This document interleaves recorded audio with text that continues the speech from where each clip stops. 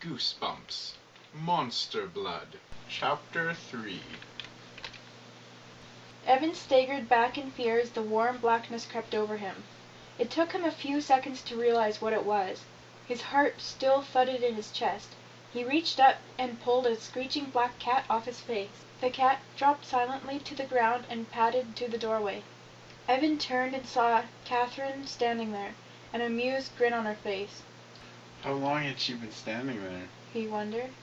Sarah Beth, how did you get in there? She asked, a playful scolding tone, bending down to speak to the cat.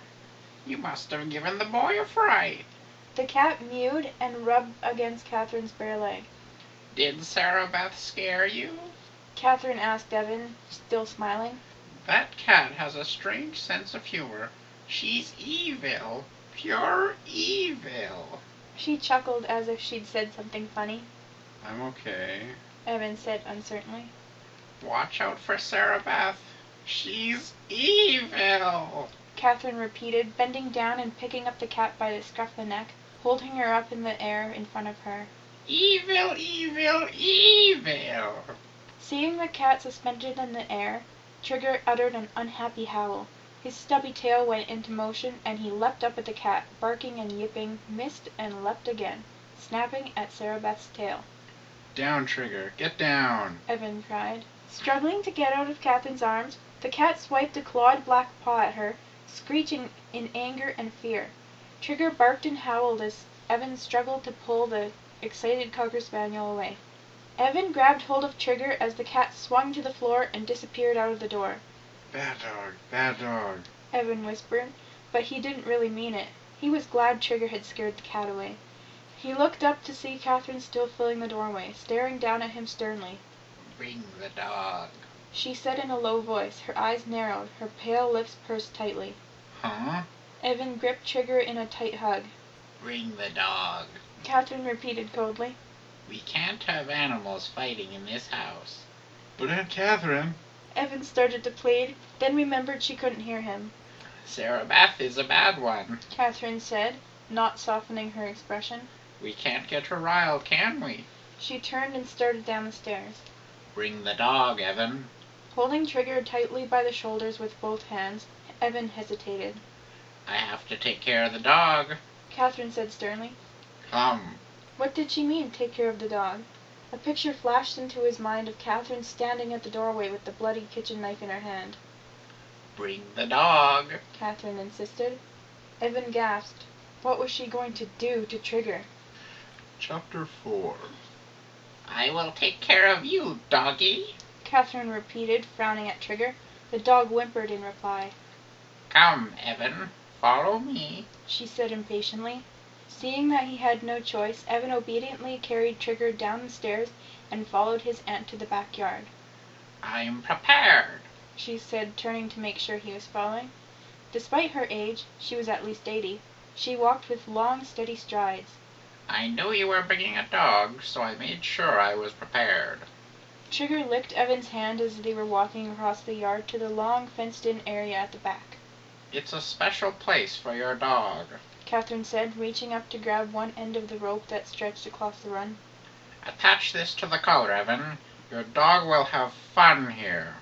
She frowned disapprovingly at Trigger. And there will be no problems with Sarah Beth. Evan felt very relieved that this was all Kathryn wanted to do to Trigger. But he didn't want to leave Trigger tied up in this prison in the backyard. Trigger was a house dog. He wouldn't be happy by himself out here. But Evan knew he had no way of arguing with his aunt. Kathryn is smart in a way, he thought bitterly as he hooked Trigger's collar to the rope. Since she won't learn sign language and won't lip read, it means she gets to do whatever she wants, and no one can tell her no. He bent down and gave Trigger's warm head a pat and looked up at the old woman. She had her arms crossed in front of her chest, her blue eyes glowing brightly in the sunlight, a cold smile of triumph on her face. That's a good boy, she said, waiting for Evan to get up before starting back to the house. I knew when I looked at you. Come to the house, Evan. I have cookies and milk. You'll enjoy them. Her words were kind, but her voice was hard and cold. Trigger sent up an unhappy howl as Evan followed Kathryn to the house. Evan turned, intending to go back and comfort the dog. But Kathryn grabbed his hand in an iron grip and, staring straight ahead, led him to the kitchen door. The kitchen was small and cluttered and very warm. Kathryn motioned for him to sit at a small table against the wall. The table was covered with a plastic checkered tablecloth. She frowned, her eyes studying him as she brought him over a snack. He downed the oatmeal raisin cookies and milk, listening to Trigger howl in the backyard. Oatmeal raisin wasn't his favorite, but he was surprised to find that he was hungry. As he gobbled them down, Kathryn stood at the doorway, staring intently at him, a stern expression on her face. I'm going to take Trigger for a walk, he announced, wiping the milk mustache off his upper lip with the paper napkin she had given him. Kathryn shrugged and wrinkled up her face. Oh, right. She can't hear me. Evan thought, standing at the kitchen window. He pointed to Trigger, then made a walking motion with 2 fingers. Kathryn nodded. He thought.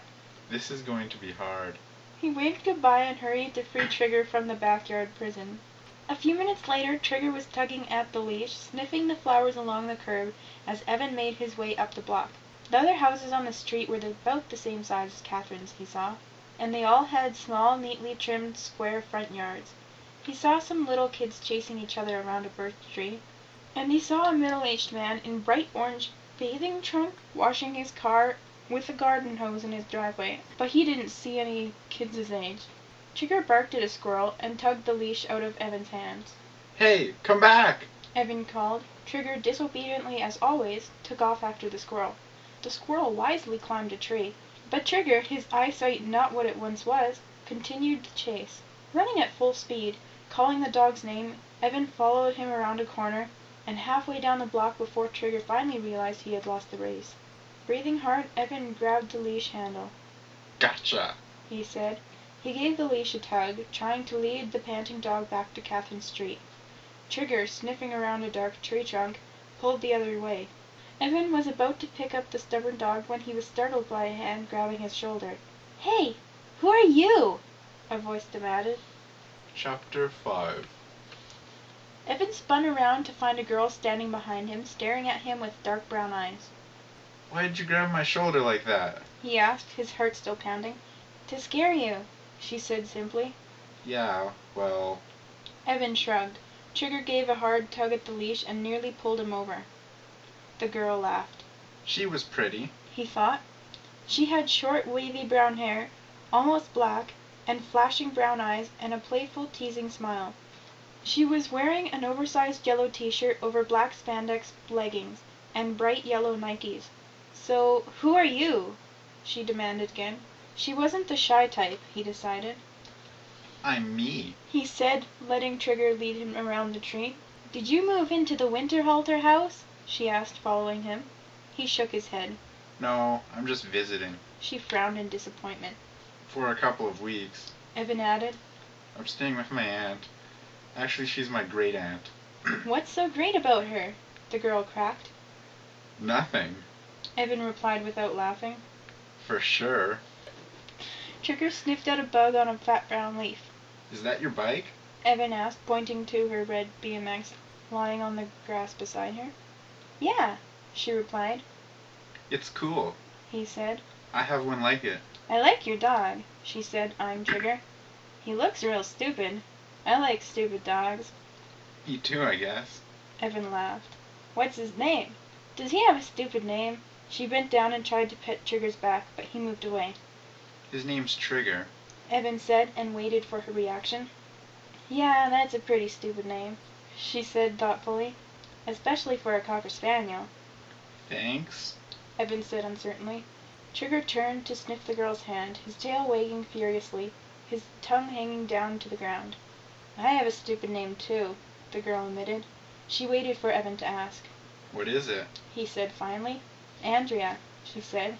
That's not a stupid name. "I hate it," she said, pulling a blade of grass off her leggings. "Andrea." She stretched the name out in a deep, cultured voice. "It sounds so stuck-up. Like I should be wearing a corduroy jumper with a prim white blouse, walking a toy poodle. So I make everybody call me Andy." Hi, Andy. Evan said, petting Trigger. My name is... "Don't tell me," she interrupted, clamping a hot hand over his mouth. She certainly isn't shy. He thought. "Let me guess," she said. Is it a stupid name, too? Yeah, He nodded. it's Evan. Evan's stupid. She laughed. That's a really stupid name. He felt glad that he made her laugh. She was cheering him up, he realized. A lot of girls back home didn't appreciate his sense of humor. They thought he was silly. What are you doing? She asked. Walking Trigger. You know, exploring the neighborhood. It's pretty boring, she said. Just a lot of houses. Want to go into town? It's only a few blocks away. She pointed down the street. Evan hesitated. He hadn't told his aunt he was going into town. But, what the heck, he thought. She wouldn't care. Besides, what could possibly happen?